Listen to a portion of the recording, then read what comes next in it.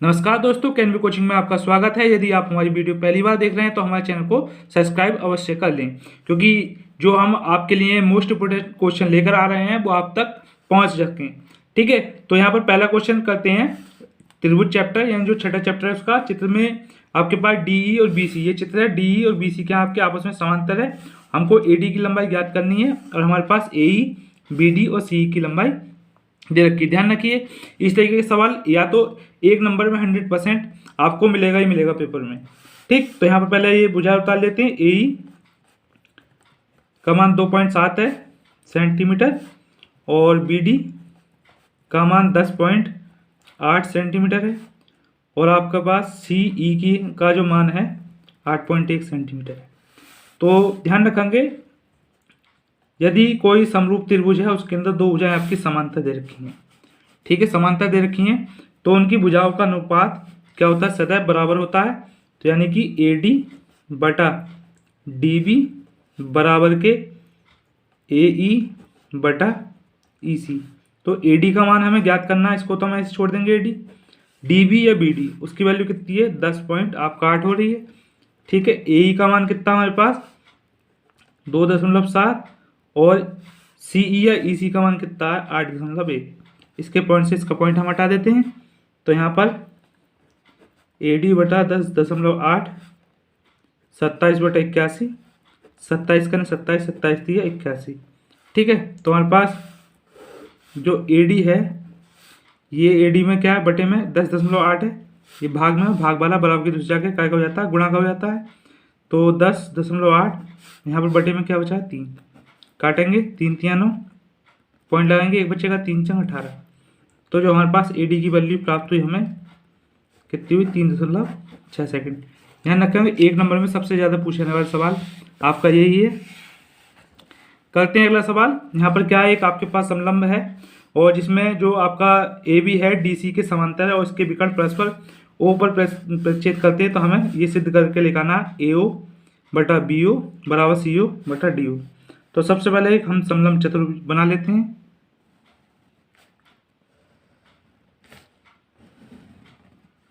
तो कुछ इस प्रकार की आपकी समलंब की आकृति है। इसके जो विकर्ण है, एक विकर्ण आपका एरिया, एक आपका विकर्ण एरिया। ये जो विकर्ण है परस्पर ओ बिंदु पर क्या कर रहे हैं, काट रहे हैं, प्रक्षेपित कर रहे हैं। इसका नाम लिख देते हैं। ये आपका ए हो गया, बी हो गया, सी हो गया, आपका डी हो गया। ठीक है, तो लिखेंगे पहले दिया है ए बी सी डी एक समलंब है जिसमें ए बी डी सी के समांतर, नहीं ए बी जो डी सी के समांतर है और इसके विकर्ण जिसके विकर्ण ए सी व बी डी बिंदु ओ पर प्रतिच्छेद करते हैं। ठीक है, सिद्ध करना हमें।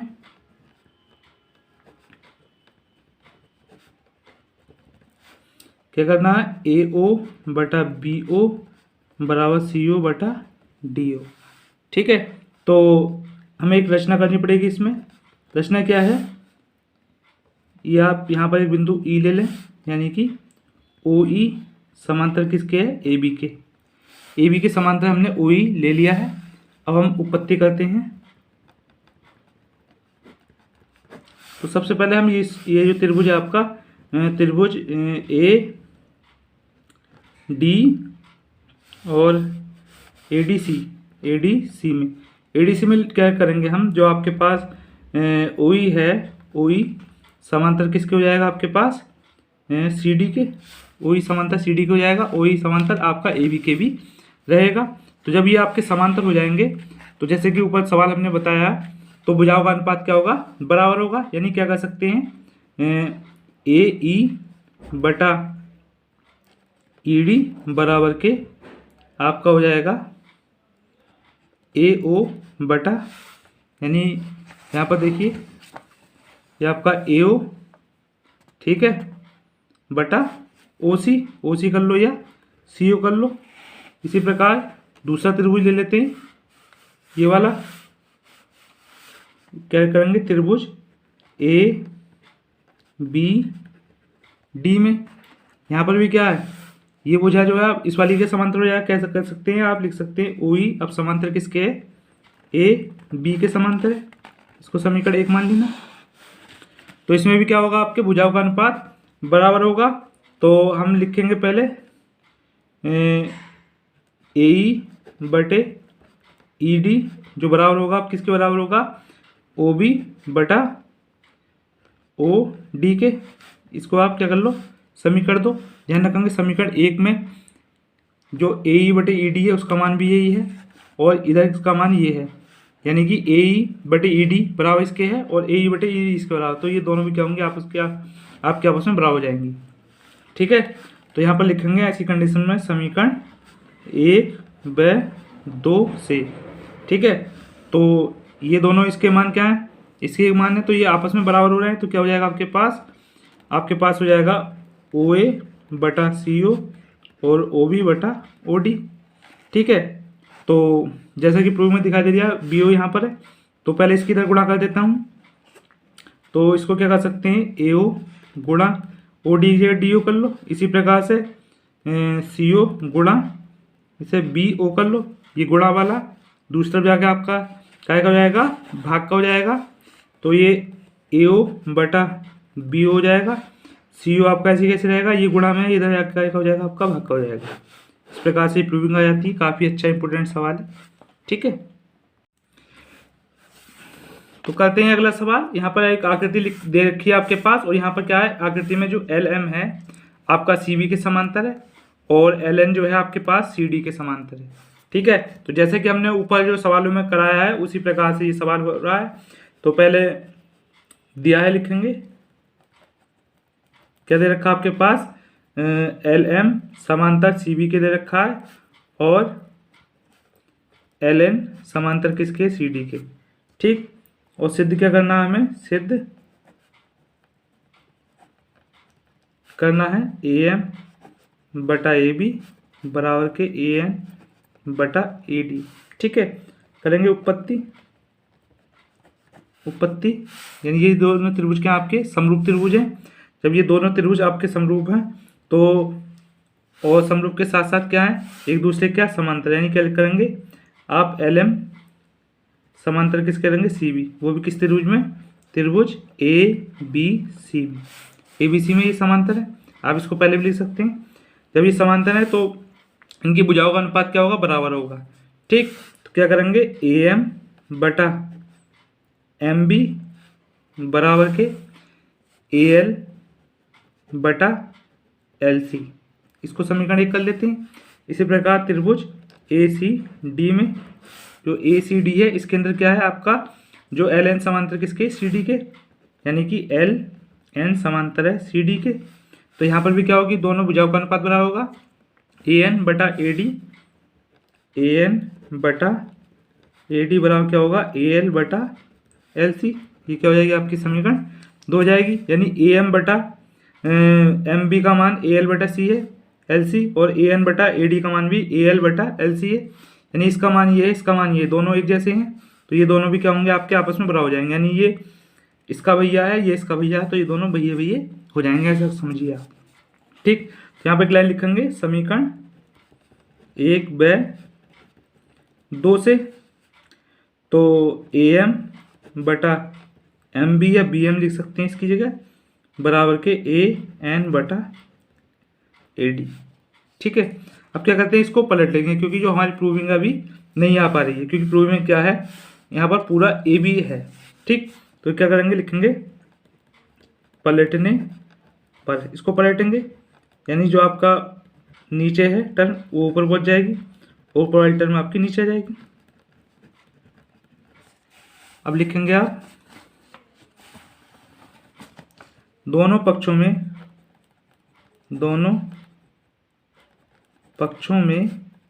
एक जोड़ने पर, तो यहाँ पर क्या है, एम बी है बटा ए एम है, इसके साथ एक जोड़ देना इधर AD बटा AN, इसके साथ भी जोड़ देना। इसके नीचे अपन मान लेते हैं जब भी कभी आपके पास भिन्न और भिन्न में आपके पास प्लस का चिन्ह है माइनस का चिन्ह है तो हमेशा तिरछी गुणा होती है। तो ये आपके पास MB हो जाएगा प्लस के AM हो जाएगा बटा AM, इसकी इधर गुणा करते हैं तो ये AD प्लस के AN बटा AN। अब देखेंगे ऊपर सवाल में यदि हम MB और AM और MB को अगर हम जोड़ लें AM और MB तो हमारी पूरी टर्म क्या हो जाएगी AB। इसी प्रकार से AN और ND को जोड़ेंगे तो हमारी पूरी टर्म क्या होगी AD होगी। यहाँ पर यही चीज़ है जो आपके पास MB या BM और AM को जोड़ेंगे तो हमारे पास क्या जाएगा AB आ जाएगा बटा AM। इसी प्रकार से अगर इन दोनों को हम जोड़ देंगे तो हमारे पास क्या जाएगा आपके पास AD आ जाएगा बटा AN। फिर यहाँ पर लिख लेते हैं पलटने पर, पलटेंगे यानी उल्टा कर देंगे, ये टर्म आपके ऊपर पहुँच जाएगी और ये आपके ऊपर पहुँचेगी तो ऊपर वाली आपकी नीचे जाएगी। यही हमसे सिद्ध करा रहा था। हमेशा ध्यान रखें जो सिद्ध करने वाले सवाल हैं या फिर आपके कोई भी आपका उत्तर आता है तो उसको आप बॉक्स में अवश्य बंद कर दीजिए। जिससे क्या होगा जो टीचर आपका सवाल चेक कर रहा होगा उसका ध्यान बॉक्स पर जाएगा और आपका आंसर सही होगा तो वो आपको वहीं पर नंबर दे देगा। तो हम करते हैं अगला सवाल। अगला सवाल आपका इस प्रकार है, यहाँ पर एक समांतर चतुर्भुज है ABCD एक समांतर चतुर्भुज है और बढ़ाई गई भुजा, इसकी एक बढ़ाई गई भुजा क्या है AD क्या AD बढ़ाई गई है कहाँ तक E तक बढ़ाई गई है बिंदु E तक, तथा जो BE है भुजा CD पर को F पर प्रक्षेपित करती है। जो आपके पास ये BE है पूरी टर्म, ये जो आपके पास CD है इसको कहाँ पर प्रक्षेपित कर रही है F पर प्रक्षेपित करती है। तो हमको दर्शाना है क्या ABE यानी ABE यानी ये जो त्रिभुज है CFB के क्या है समरूप है। ये आपका CFB लिखा हुआ है CFB लिखा हुआ है, ठीक है, तो इसके समरूप है। तो ध्यान रखेंगे इस टाइप का आपका चित्र बना हुआ भी आ सकता है पेपर में और नहीं भी आता है कभी कभी बना हुआ है। तो पहले लिखेंगे दिया है समांतर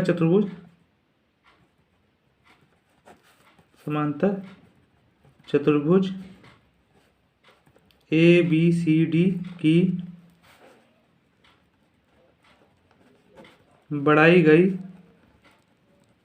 भुजा AD पर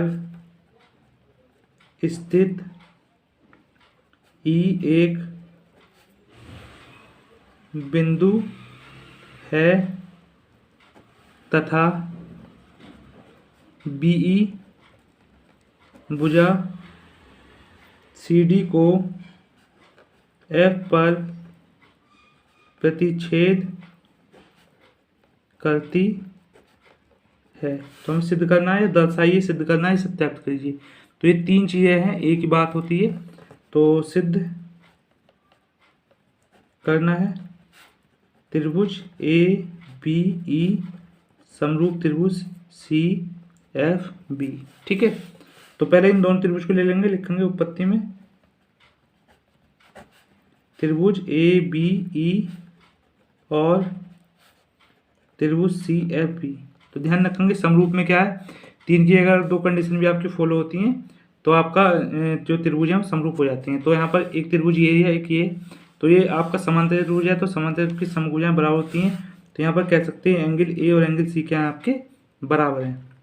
इसी प्रकार से आपका ये कोण इस कोण के क्या हो जाएगा बराबर हो जाएगा काय से एकांतर अंतः कोण से। तो यहाँ पर क्या लिखेंगे, पहले लिखेंगे आप एंगल AEB बराबर है किसके, एंगल CBE के, ठीक, लिख सकते हैं एकांतर कोण से। तो दो चीज़ें आपकी हो गई हैं बराबर, तो यहाँ लिख सकते हैं बाय AA समरूपता कसौटी से। जब ये आपके समरूप हो गए हैं तो जो आपके पास त्रिभुज है ABE समरूप त्रिभुज किसके हो जाएगा CFB के। छोटा सवाल है, 4 नंबर तक में आपका आ जाता है, ठीक है। अगला सवाल ये भी काफ़ी छोटा सवाल है लेकिन ये भी अधिकांश 4 नंबर में आपको मिल जाता है, ठीक है। तो यहाँ पर भी करते हैं शुरुआत इसकी। तो पहले लिखेंगे दिया है, ये चित्र आपके सम्मुख उपस्थित है ही, क्या दे रखा है ओ ए डॉट ओ बी बराबर ओ सी डॉट ओ डी, यानी ये चीज़ हमें दे रखी है और हमें सिद्ध क्या करना है, सिद्ध करना है एंगल ए बराबर एंगल सी और एंगल बी बराबर एंगल डी, यानी ये हमको सिद्ध करके लेकर आना। तो उपपत्ति करेंगे, उपपत्ति में आपके पास यहाँ पर दो त्रिभुज दे रखे हैं पहले से, लिखेंगे त्रिभुज ए डी या ए ओ डी और त्रिभुज बी ओ सी में दो त्रिभुज हैं, आपको ये सिद्ध करना है। तो हमें ये तीन चीज़ें, इसकी कंडीशन हमें बराबर करनी पड़ेगी। सबरूप अगर सिद्ध करते तो हमें दो कंडीशन भी हम इसकी कर सकते थे। तो सबसे पहले क्या लिखेंगे, ओ ए डॉट ओ बी बराबर ओ सी डॉट ओ डी, ये तो आपके पास दे रखा है, ठीक है। तो यहाँ पर क्या करेंगे, इसके नीचे आप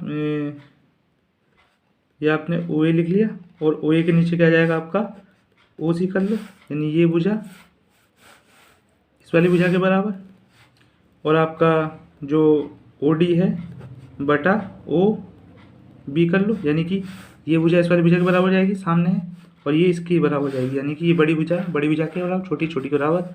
दो चीज़ तो आपकी बराबर हो गई। और यहाँ पर देखेंगे ये कोण इस कोण के बराबर जाएगा शीर्ष अभिमुख से, तो क्या लिख सकते हैं, एंगल ए ओ डी बराबर के एंगल बी ओ सी शीर्षाभिमुख कोण से। तो हमारे पास जो है तीन चीज़ें बराबर आ गई हैं, दो हमारी भुजाएं बराबर हो गई हैं और एक हमारा क्या हो गया है, कोण बराबर हो गया है। तो लिखेंगे बाय एस ए एस से, ठीक है। तो त्रिभुज क्या हो जाएगा आपके पास, ए ओ डी सर्वांगसम त्रिभुज बी ओ सी। और जब हमारे जो त्रिभुज हैं, दो त्रिभुज अगर हमारे समरूप हो जाते हैं तो बाकी जो त्रिभुज में जो चीज़ आपकी भुजाएं बची हैं या कोण बचे हैं वो आपस में रह जाते हैं। तो इसलिए ये कोण इस कोण पर हो जाएगा by C P C T से, इसलिए एंगल ए बराबर एंगल सी के और एंगल बी किसका होगा, एंगल डी के। तो आपको हमारी वीडियो कैसी लगी कमेंट्स बॉक्स में अवश्य बताएं, ठीक है। धन्यवाद।